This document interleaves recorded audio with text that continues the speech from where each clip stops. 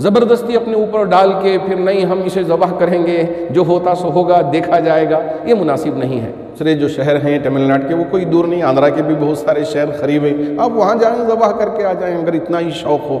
जी मौलाना, अभी बताइए कुर्बानी के ताल्लुक से कई सारे लोगों में अभी भी कंफ्यूज हैं बड़े के जानवर को लेकर, कई सारे जगहें जैसे कि जानवर को पकड़ रहे हैं, तो आप क्या कहना चाहेंगे मौलाना? इस साल हमारी रियासत में चूँकि कानून बना दिया गया है कि गाय के ज़बीहा के सिलसिले में कि ये ममनू है, तो ऐसी सूरत में मैं हमारे मुसलमान भाइयों से गुजारिश करना चाहूँगा कि आप इसी को कुर्बान करके अपनी कुर्बानी को अदा ना करें। यहाँ बहुत सारे आपके लिए रास्ते हैं कि आप बकरा ज़बह कर सकते हैं, बकरी ज़बह कर सकते हैं, छेला ज़बह कर सकते हैं, छेली।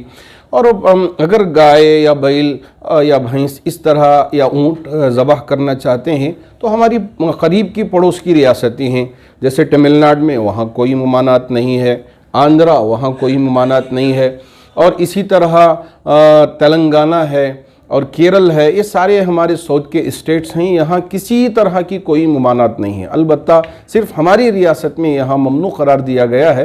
तो अब यहाँ टेंशन क्रिएट करे बगैर और यहाँ के क़ानून को तोड़े बगैर हम अगर इन बड़े जानवरों की कुर्बानी करना चाहते हैं तो पड़ोस की रियासतों में कुर्बानी कर लें।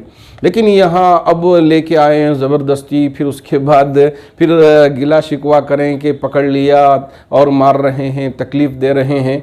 इंशाअल्लाह इसका अच्छा असर पड़ेगा आने वाले दिनों में। ख़ुद हमारे गैर मुस्लिम भाई भी कहेंगे भाई ये तो खाने की चीज़ है, ये तो हमने इसको भी मसला बना लिया है, अब आप इसे शौक़ से कुर्बानी करें, अब इसमें किसी तरह की कोई परेशानी नहीं होगी आपको। इंशाअल्लाह एक वक्त आएगा, बाज़ स्टेटों में इस तरह से हुआ है, हमने देखा है, सुना भी है, मालूम भी किया है। अब यहाँ इन्होंने असम्बली में कानून पास किया है, तो इस वजह से मैं मुसलमान भाइयों से गुजारिश करना चाहूँगा कि आप इसी की कुर्बानी करने के लिए ज़बरदस्ती जानवरों को लेके आएँ, फिर उसके बाद उसे बांधें और उसके बाद ये जो शरारत करने वाले लोग होते हैं उनको शरारत करने का मौका फ़राहम करें, ये मुनासिब नहीं है। आप जितना हो सके इससे परहेज़ कर लें। अगर करने की ख्वाहिश है तो आपके लिए दूसरे रास्ते बहुत सारे हैं, आप उसको अपनाएं और उस पर अमल कर लें, आपकी कुर्बानी हो जाएगी। कहीं ना कहीं देखा गया है ताजिरों को इसका बहुत सारा इफ़ेक्ट पड़ा है। कई सारे जो रैयत होते हैं वो लोग स्टेटमेंट दे रहे हैं कि अगर हमारी गाय नहीं बिकी हम कोई इसी में रोज़ी करते हैं, अभी कोई लेने वाला नहीं है, कोई पूछने वाला भी नहीं है, तो वो लोग भी कहीं ना कहीं तकलीफ़ उठा रहे हैं और हुकूमत से मांग कर रहे हैं कि इसकी पाबंदी हटाने के लिए। बहुत मुनासिब है, चूँकि इस पर बेचने वाले अक्सर वो बेशतर किसान होते हैं और किसान गैर मुस्लिम होते हैं ज़्यादा। तो ऐसी सूरत में उन लोगों को चाहिए कि वो हुकूमत से पुरज़ोर मुतालबा करें, और ये तो खाने की चीज़ है, इसको मसला बनाना और इस पर एक विवाद खड़ा कर देना मुनासिब नहीं। चूँकि हम स्टेट के लैंड ऑफ द लॉ को हम एक्सेप्ट करते हैं, इस वजह से हमने इसको कबूल कर लिया है। वरना यहाँ कोई वो मसला नहीं है कि यही काटेंगे तो कुर्बानी होगी वरना कुर्बानी नहीं होगी, गोश्त खाएंगे तो ईद होगी वरना ईद नहीं होगी, ऐसा हरगिज़ नहीं है। हाँ, एक खुशी का मौका होता है तो अब ये भी हम खा सकते हैं, दूसरे जानवर को भी ज़बह कर सकते हैं। मैं आपको एक मिसाल देता हूँ। गुज़िश्ता साल पेवस्ता साल बावजूद माल होने के, बावजूद सेहत होने के, बहुत सारे लोग हज को जा नहीं पाए। अब क्या उसी हालत में अगर वो इंतकाल कर गए तो उनकी जो हज की फ़र्जियत थी उसकी वजह से पूछ होगी? अरे शरीयत तो बड़ी आसान है। शरीयत ये बताती है कि उनके लिए रास्ता नहीं था, रास्ता पुरअमन नहीं था, वहाँ पहुँचना मुमकिन नहीं था, इसलिए हज ही फ़र्ज़ नहीं हुआ। तो अब यहाँ वो जानवर नहीं है, अब आपके लिए सहूलत नहीं है तो आप छोड़ दें। हाँ, अगर आप साहिब इस्तिताअत हैं, अल्लाह ने आपको माल दिया है, बकरा आराम से ज़बह कर सकते हैं तो आप बकरा लें, बकरा ज़बह करें। अगर इतनी ताकत नहीं है तो आपको शरीयत मुकल्लफ ही नहीं बनाया है, तो आप ज़बरदस्ती अपने ऊपर डाल के फिर नहीं हम इसे ज़बह करेंगे, जो होता सो होगा, देखा जाएगा, ये मुनासिब नहीं है। इससे पहले अगरचे देखा गया तो कोई भी आम मुसलमान जो है जिनके पास इस्तिताअत कम भी होती थी, 5,000, 6,000, 7,000 की रकम में उन्हें बकरा बकरी वगैरह मिलती थी, वो ज़ुबा करते थे।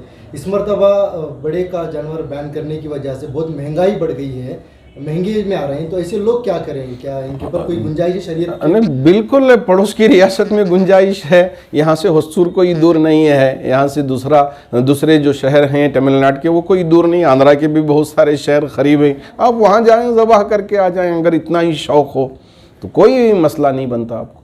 मौलाना हुकूमत की तरफ से ये भी है, अगर जानवर हो या गोश्त हो लेकर जाते हुए पकड़े गए तो 7 साल की सज़ा है और 50,000 से 5 लाख तक का जुर्माना भी है हुकूमत की। जी हाँ, यहाँ अगर ज़बह करके आप अगर लेके आते हैं तो ऐसी सूरत में, अगर वो आप आंध्रा से या तमिलनाडु से वहाँ की सील मार के लेके आते हैं तो आपके लिए कोई जुर्माना भी नहीं है और कोई आपके लिए परेशानी भी नहीं है।